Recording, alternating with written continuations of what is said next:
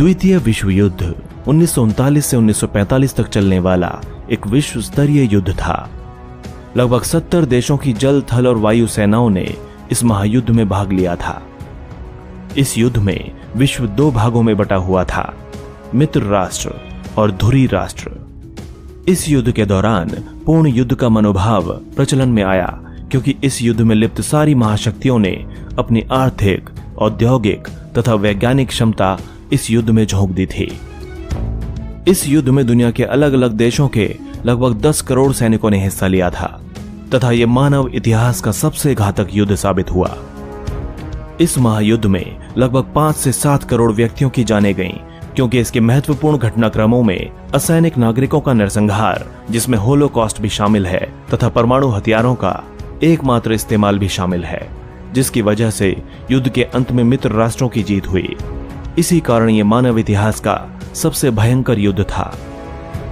प्रथम विश्व युद्ध की विभीषिका से त्रस्त होकर तथा भविष्य में इसे रोकने के लिए 1919 में राष्ट्र संघ यानी लीग ऑफ नेशंस की स्थापना की गई, परंतु यह संस्था द्वितीय विश्व युद्ध को रोकने में पूरी तरह से विफल रही।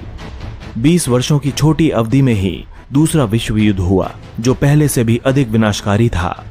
इस युद्ध के अनेक कारण प्रथम विश्व युद्ध के कारणों से मिलते जुलते हैं।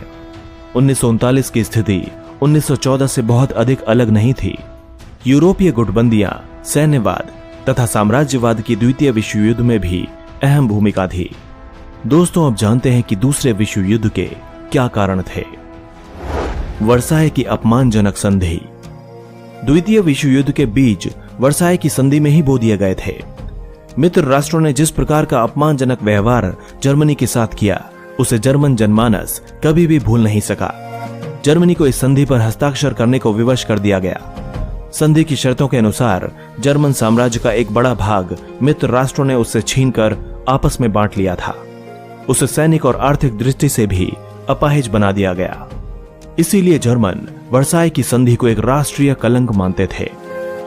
मित्र राष्ट्रों के लिए उनके दिल में बदले की भावना भड़की हुई थी। हिटलर ने इस बदले की भावना को और अधिक भड़काया और जर्मनी की सत्ता हथिया ली। सत्ता में आते ही उसने वर्साय की संधि की धज्जियां उड़ा दी और घोर आक्रामक नीति अपनाकर दूसरा विश्व युद्ध शुरू कर दिया। तानाशाही शक्तियों का उदय। प्रथम विश्व युद्ध के बाद यूरोप में तानाशाही शक्तियों का उदय और विकास हुआ। इटली में मुसोलिनी और जर्मनी में हिटलर तानाशाह बन बैठे। प्रथम विश्व युद्ध में इटली मित्र राष्ट्रों की ओर से लड़ा, परंतु पेरिस शांति सम्मेलन में उसे कोई खास लाभ नहीं हुआ। इससे इटली में असंतोष की भावना जगी। इसका लाभ उठाकर मुसोलिनी ने फासीवाद की स्थापना कर सारी शक्तियां अपने हाथों में ले ली। वो इटली का निरंकुश शासक बन गया। यही स्थिति जर्मनी में भी थी। हिटलर ने नाजीवाद की स्थापना की तथा जर्मनी का तानाशाह बन गया। मुसोलिनी और हिटलर दोनों ने ही आक्रामक नीतियां अपनाई और दोनों ने राष्ट्र संघ की सदस्यता भी त्याग दी तथा अपनी शक्ति बढ़ाने में लग गए। उनकी नीतियों के कारण दूसरा विश्व युद्ध होना लगभग तय हो गया था। साम्राज्यवादी प्रवृत्ति। दूसरे विश्व युद्ध का एक मुख्य कारण बना साम्राज्यवाद। प्रत्येक साम्राज्यवादी शक्ति अपने साम्राज्य का विस्तार कर अपनी शक्ति और धन में वृद्धि करना चाहता था। इससे साम्राज्यवादी राष्ट्र में प्रतिस्पर्धा आरंभ हो गई। 1930 के दशक में इस सोच में और भी बढ़ोतरी हुई। आक्रामक कार्रवाइयां बढ़ गईं। 1931 में जापान ने चीन पर आक्रमण कर मंचूरिया पर अधिकार कर लिया था। इसी प्रकार 1935 में इटली ने इथियोपिया पर कब्जा कर लिया। 1935 में जर्मनी ने राइनलैंड पर तथा 1938 में ऑस्ट्रिया पर विजय प्राप्त कर उसे जर्मन साम्राज्य में मिला लिया। स्पेन में गृह युद्ध के दौरान हिटलर और मुसोलिनी ने जनरल फ्रैंको को सैनिक सहायता पहुंचाई और इसके साथ ही फ्रैंको ने स्पेन की सत्ता हथिया ली। यूरोपीय गुटबंदी। जर्मनी की बढ़ती शक्ति से आशंकित होकर यूरोपीय राष्ट्र अपनी सुरक्षा के लिए गुटों का निर्माण करने लगे। इसकी पहल फ्रांस ने की। उसने जर्मनी के आसपास के राष्ट्रों का एक जर्मन विरोधी गुट बनाया। इसके जवाब में जर्मनी और इटली ने भी एक अलग गुट बना लिया। जापान भी इसमें शामिल हो गया। इस प्रकार जर्मनी, इटली और जापान का त्रिगुट बन गया। ये राष्ट्र धुरी राष्ट्र के नाम से विख्यात हुए। फ्रांस, इंग्लैंड, अमेरिका और सोवियत संघ का अलग ग्रुप बना जो मित्र राष्ट्र के नाम से जाना गया। यूरोपीय राष्ट्रों की गुटबंदी ने एक दूसरे के विरुद्ध आशंका, घृणा और द्वेष की भावना जगा दी थी। हथियारबंदी की होड़। प्रथम विश्व युद्ध के पश्चात निरस्त्रीकरण के लिए काफी प्रयास किए गए, परंतु ये प्रयास विफल रहे। साम्राज्यवादी प्रतिद्वंदिता और राष्ट्र ग्रुप के निर्माण ने पुनः हथियारबंदी की होड़ आरंभ कर दी थी। जर्मनी और फ्रांस इस दिशा में सबसे आगे बढ़ गए। 1932 में जिनेवा निरस्त्रीकरण सम्मेलन आयोजित किया गया, परंतु यह सफल नहीं हो सका। 1933 तक संपूर्ण यूरोप में सामरिक वातावरण व्याप्त हो गया था, यानी कि हर देश युद्ध के लिए अपनी अपनी रणनीति बनाने लगा। फ्रांस ने अपनी सीमा पर मैगिनो लाइन का निर्माण किया और जमीन के भीतर मजबूत किलेबंदी की, जिससे कि जर्मन आक्रमण को फ्रांस की सीमा पर ही रोका जा सके। इसके बाद जर्मनी ने अपनी पश्चिमी सीमा को सुदृढ़ करने के लिए सीजफ्रेड लाइन बनाई।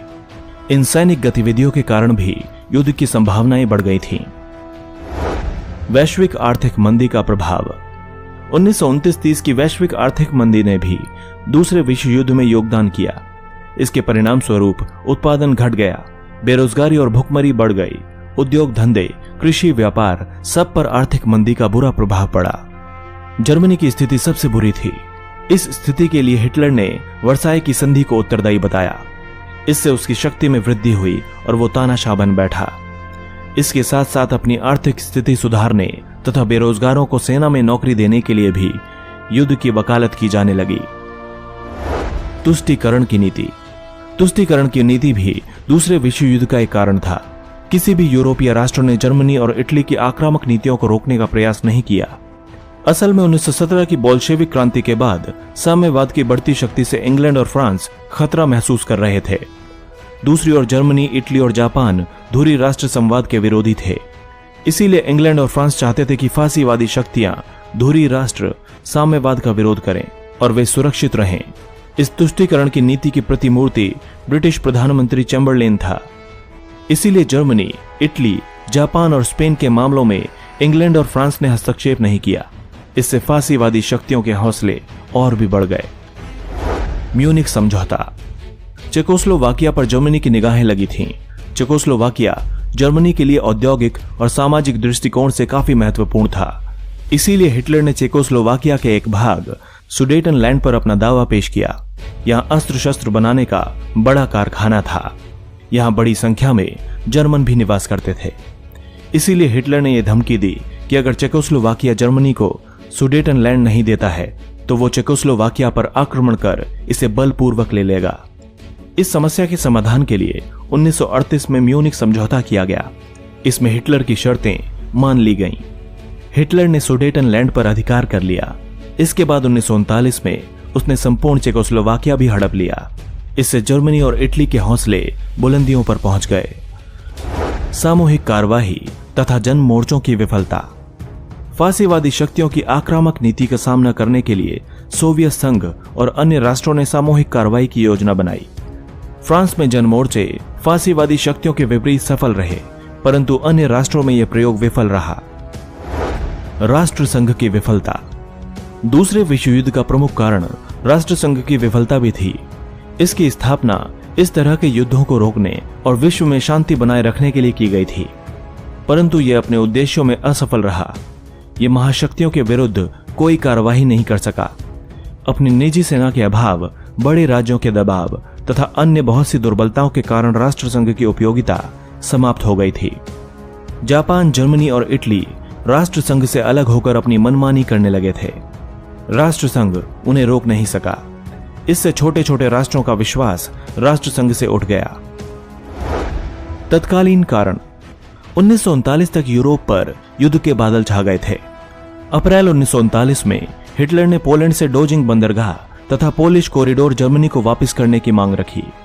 पोलैंड ने इसे स्वीकार नहीं किया। इससे अंतर्राष्ट्रीय संकट उत्पन्न हो गया। इस समस्या को सुलझाने के काफी प्रयास किए गए, परंतु वे सभी विफल हो गए। इस बीच पोलैंड ने जर्मनी और फ्रांस के साथ संधि कर ली।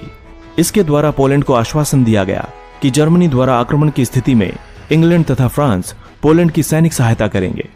दूसरी ओर पोलैंड द्वारा वार्ता के लिए जर्मनी की उपेक्षा से क्रुद्ध होकर हिटलर ने 1 सितंबर 1939 को पोलैंड पर आक्रमण कर दिया। 3 सितंबर को इंग्लैंड और फ्रांस ने भी जर्मनी के विरुद्ध युद्ध की घोषणा कर दी। इस प्रकार द्वितीय विश्व युद्ध का प्रारंभ हो गया। द्वितीय विश्व युद्ध की प्रमुख घटनाएं। 1 सितंबर 1939 को पोलैंड पर जर्मन आक्रमण के साथ ही द्वितीय विश्व युद्ध का बिगुल बज उठा। जल्दी ही इंग्लैंड और फ्रांस ने भी जर्मनी के विरुद्ध युद्ध की घोषणा कर दी। उधर जर्मनी ने पोलैंड पर अधिकार कर लिया। 1 सितंबर 1939 से 9 अप्रैल 1940 तक का काल नकली युद्ध अथवा फोनी वॉर का काल माना जाता है, क्योंकि इस अवधि में युद्ध की स्थिति बने रहने पर भी कोई वास्तविक युद्ध नहीं हुआ था। 9 अप्रैल 1940 को जर्मनी ने नॉर्वे तथा डेनमार्क पर आक्रमण कर उन पर अधिकार कर लिया। जून 1940 तक जर्मन सेना ने बेल्जियम और हॉलैंड के अतिरिक्त फ्रांस पर भी अधिकार कर लिया। मजबूर होकर फ्रांस को आत्मसमर्पण करना पड़ा। फ्रांस के बाद इंग्लैंड की बारी आई। जर्मन बमवर्षकों ने इंग्लैंड पर हवाई आक्रमण कर उसे बर्बाद करने की योजना बनाई, परंतु इंग्लैंड की लड़ाई में जर्मनी को सफलता नहीं मिली। वो इंग्लैंड पर अपना कब्जा नहीं जमा सका। जून 1941 में जर्मनी ने सोवियत संघ पर आक्रमण कर एक बड़े क्षेत्र पर अधिकार कर लिया था, परंतु सोवियत संघ ने मॉस्को की ओर जर्मन सेना को आगे बढ़ने से रोककर उसे वापस लौटने पर विवश कर दिया। 1941 में यूरोप के अतिरिक्त पूर्वी एशिया भी युद्ध की चपेट में आ गया। 7 दिसंबर 1941 को जापान ने पर्ल हार्बर के अमेरिकी नौसैनिक अड्डे पर आक्रमण किया था। इसके बाद अमेरिका भी युद्ध में शामिल हो गया। जापान ने शीघ्र ही Malaya, Burma, Indonesia, Singapore, Thailand इत्यादि पर अधिकार कर लिया। भारत पर भी जापानी आक्रमण का खतरा मंडराने लगा था। इस प्रकार युद्ध में इंग्लैंड, फ्रांस, सोवियत संघ, अमेरिका, चीन तथा अन्य मित्र राष्ट्र एक पक्ष में तथा दूसरे पक्ष में जर्मनी, इटली और जापान आ गए। अब युद्ध का प्रसार तेजी से हुआ। मॉस्को की ओर बढ़ने से रोकने पर जर्मनी ने सोवियत संघ के दक्षिणी भाग पर आक्रमण कर दिया। सितंबर 1942 में जर्मन सेनाएं स्टालिनग्राद तक पहुंच गईं, लेकिन स्टालिनग्राद के युद्ध में जर्मनी की पराजय हुई। यहां से जर्मनी की पराजय की शुरुआत हो गई। सोवियत संघ ने चेकोस्लोवाकिया और रोमानिया पर अपना अधिकार जमा लिया, जो उस समय जर्मनी के नियंत्रण में थे। सोवियत संघ ने जर्मनी के खिलाफ दूसरा मोर्चा फ्रांस के नॉर्मंदी में खोल दिया। इससे जर्मन सेना को 2 मोर्चों पर लड़ना पड़ा और उसकी शक्ति कमजोर पड़ती गई। अमेरिका के युद्ध में शामिल हो जाने से भी धुरी राष्ट्रों की शक्ति कमजोर पड़ने लगी। द्वितीय विश्व युद्ध का अंत। 1944 में पराजित होकर इटली ने आत्मसमर्पण कर दिया। इससे जर्मन शक्तियों को बहुत बड़ा धक्का लगा। स्टालिनग्राद के युद्ध में जर्मनी को परास्त कर सोवियत सेना आगे बढ़ते हुए बर्लिन तक पहुंच गई। मजबूर होकर 7 मई 1945 को हिटलर को आत्मसमर्पण करना पड़ा। 6 और 9 अगस्त 1945 को अमेरिका ने जापान के हिरोशिमा और नागासाकी पर परमाणु बम गिराकर उन्हें पूरी तरह बर्बाद कर दिया। लाखों की संख्या में निर्दोष नागरिक मारे गए। मजबूर होकर जापान को भी आत्मसमर्पण करना पड़ा और इसके साथ ही यह विनाशकारी विश्व युद्ध समाप्त हो गया। द्वितीय विश्व युद्ध के परिणाम। द्वितीय विश्व युद्ध में प्रथम विश्व युद्ध की तुलना में जनधन की अधिक हानि हुई थी। एक अनुमान के मुताबिक इस युद्ध में दोनों पक्षों के करीब 5 करोड़ से अधिक लोग मारे गए, जिनमें सर्वाधिक संख्या सोवियत सैनिकों की थी। लाखों बेघर हो गए। इससे पुनर्वास की समस्या खड़ी हो गई। लाखों यहूदियों की हत्या की गई। घायलों की तो गिनती ही नहीं की जा सकती थी। परमाणु बम के इस्तेमाल से हिरोशिमा और नागासाकी पूरी तरह नष्ट हो गए। इसी प्रकार युद्ध में बेहिसाब संपत्ति नष्ट हुई। अनुमान था कि सिर्फ इंग्लैंड में करीब 2000 करोड़ रुपए मूल्य की संपत्ति नष्ट हुई। सोवियत संघ की संपूर्ण राष्ट्रीय संपत्ति का चौथा भाग युद्ध की भेंट चढ़ गया। इतना विनाशकारी युद्ध पहले कभी नहीं हुआ था। औपनिवेशिक युग का अंत। द्वितीय विश्व युद्ध के बाद सभी साम्राज्यवादी राज्यों को एक एक कर अपने उपनिवेशों से हाथ धोना पड़ा। उपनिवेशों में भी राष्ट्रीयता की लहर तेज हो गई। स्वतंत्रता आंदोलन तेज हो गए। इसका परिणाम यह हुआ कि एशिया के अनेक देश यूरोपीय दासता से मुक्त हो गए। यूरोपीय राष्ट्रों की शक्ति और साधन इतने कमजोर हो गए कि वे उपनिवेशों पर अपना कब्जा जमाए रखने में सक्षम नहीं रहे। इसीलिए बर्मा और मलाया इत्यादि देश स्वतंत्र हो गए। 1947 में भारत भी अंग्रेजों की गुलामी से मुक्त हो गया। फासीवादी शक्तियों का सफाया। युद्ध में पराजित होने के बाद धुरी राष्ट्रों के बुरे दिन आ गए। जर्मन साम्राज्य का एक बड़ा भाग उससे छिन गया। इटली को भी अपने सभी अफ्रीकी उपनिवेश खोने पड़े। जापान को भी उन क्षेत्रों को वापस करना पड़ा जिन पर वो अपना अधिकार जमाए हुए था। इन राष्ट्रों की आर्थिक और सैनिक स्थिति भी दयनीय हो गई। संयुक्त राष्ट्र की स्थापना। द्वितीय विश्व युद्ध के बाद एक अंतर्राष्ट्रीय संगठन की स्थापना जरूरी हो गई थी, जिससे कि विश्व शांति बनाई जा सके एवं भविष्य में दोबारा इस प्रकार के विनाशकारी युद्ध न हो।